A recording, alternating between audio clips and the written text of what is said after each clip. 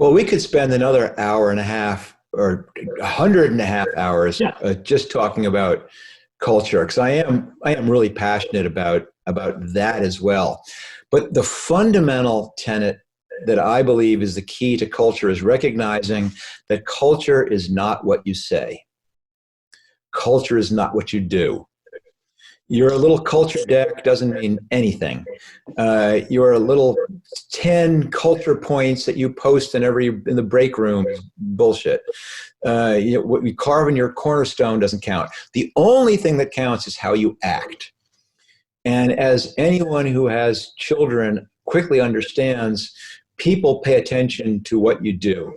They don't pay attention to what you say. And you brought up an interesting point too, which is that culture is not something that you create, that you sit down and brainstorm what it should be. Culture usually springs organically from the behavior of the founders. How do they treat each other? How do they treat early decisions? How do they treat customers? How do they act? That's what culture is. And so early on, and again, this is not something that I did because I learned it in school. It just kind of came naturally. Early on, I was extremely transparent about what I believed, and I would do those things. And I'll give you a perfect example. I said, Netflix was my sixth company, and early on in my life, I was in my 30s, I vowed that I was going to keep my family together, that I would not be an entrepreneur on their sixth company, but also on their sixth wife, that my kids would grow up knowing me and hopefully liking me. But I realized that therefore could not be something that I made as something I fit in around the other obligations. So from early on, my wife and I had this thing where every Tuesday at 5:00, I would leave the office and we would do a date night, get a sitter, and have this time to stay connected to my best friend. And I was serious about it. If there was a huge crisis, well, damn it, we're going to settle it by 5. You got to talk to me desperately. Well, let's do it on the way to the car. But here's the cool thing that happened. After doing this for 6 or 8 weeks, pretty soon people get the message and they stop asking. They resolve the crisis on their own. And even better, they begin taking their own date nights on Tuesday night because they know there's not going to be a meeting called at 8:00.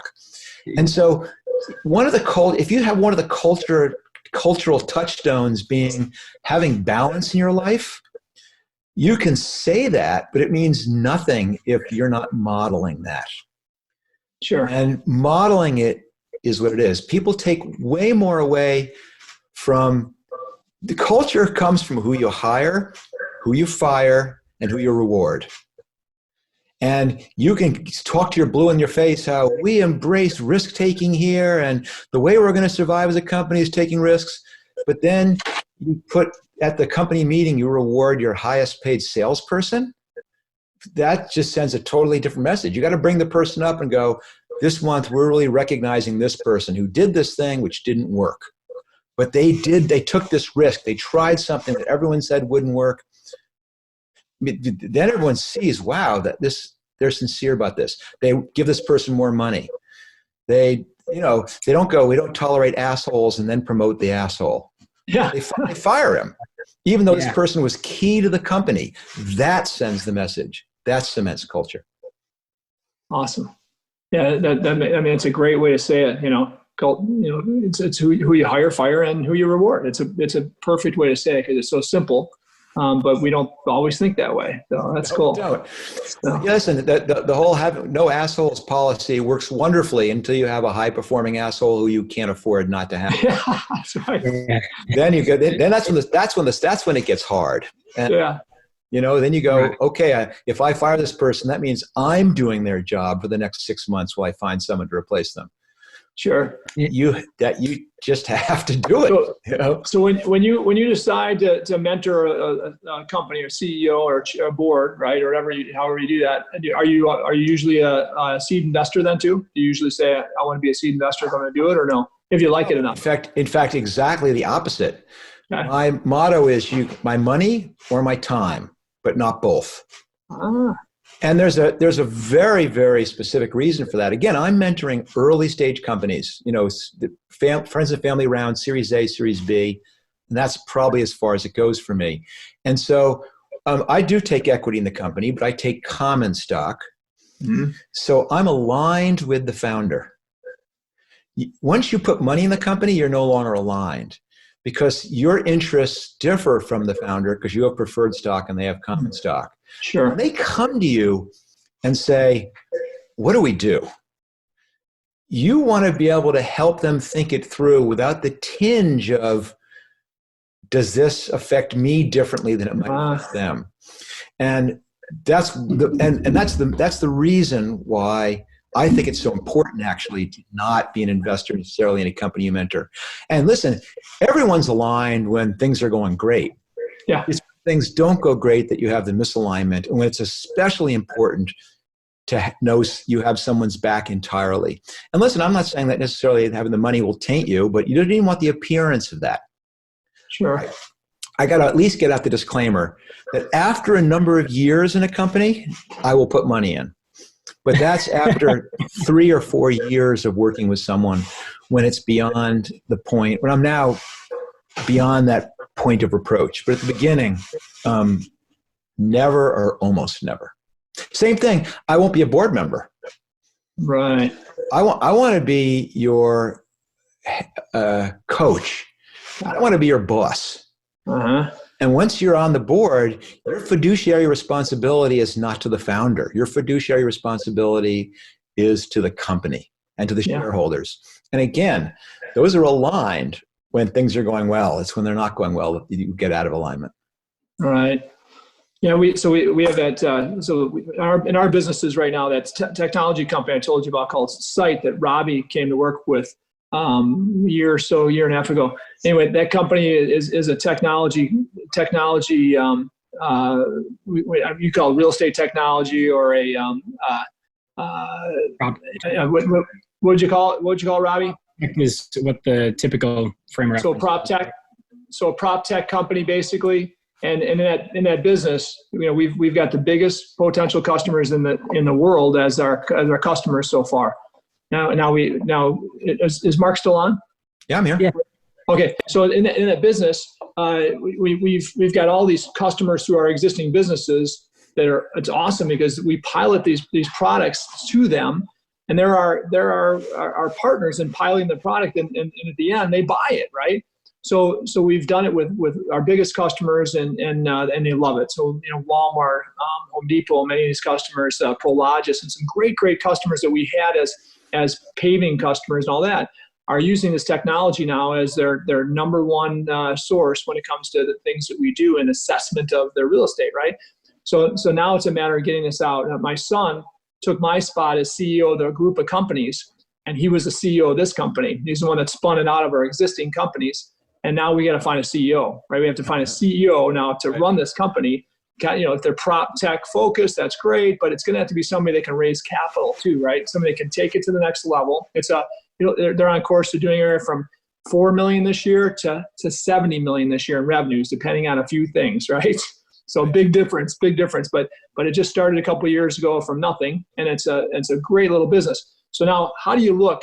Have you ever had to do that? Look for a CEO that understands a space in some way, or just a strong technology person that can get it, that you can also raise money with, right? Well, how would you look for something like that if it was you? Yeah, it's really hard. It's a long process because you have to have the cultural fit, and you also have to ensure that you recognize going in, this person is not being hired. If you hire someone to do what you want done, if you hire someone to do things the way you would do them or to think the way you would do them, you're not going to find a person who has the attributes you really want. And so the first thing to do is to look within yourself and say, am I prepared to surrender my company to somebody else? Sure. That's the hardest thing of all. Because once you've got that, once you've done that, you've lifted the biggest burden of all. Because believe me, anybody good that you hire is going to come into this situation terrified of am I supposed to be a yes man? Am I just being called CEO, but I'm really just COO? Sure. Is this person the executive chairman? Yeah. So the person who's stepping out of the way is the one who has the heavy lift. They have to make sure they're really prepared to do this. And it takes a while. So I'll give you we just recently did that. Not recently, God. So after Netflix, I was a friend of mine who I've known a long time, wanted to start a company. And he's a tech guy. He's an engineer. He's a brilliant engineer, had an idea because I want to start this company. And I go, great, you're a genius. I'm sure the product's amazing. And he goes, it's different. I want to be the CEO. And I said, oh, I don't know. You sure you want to be the CEO? Because he was close to my age. And so as an engineer, he, of course, has seen how stupid CEOs are and how absurd all the decisions they make are. And of course, he goes, well, I can do this better. And of course, and he goes, but I need help. Will you mentor me? And so we began this process, and I again ended up going to work for this company pretty closer to full time than I have in a long time. Doing pretty much, my title was ABC, which was anything but coding. So as I was kind of helping this guy be the CEO, and of course, what happened is after about a year, he goes, "This is the worst job in the world. Why would anybody want to be the CEO?" Goes, none of the answers are black and white. Everything is abstract. You always upset people no matter what you do or say. Yeah. Welcome to the club.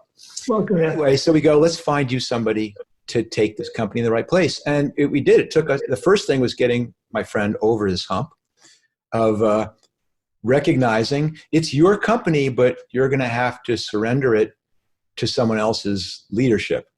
Mm-hmm. And then the other one was finding someone whose vision aligned with ours.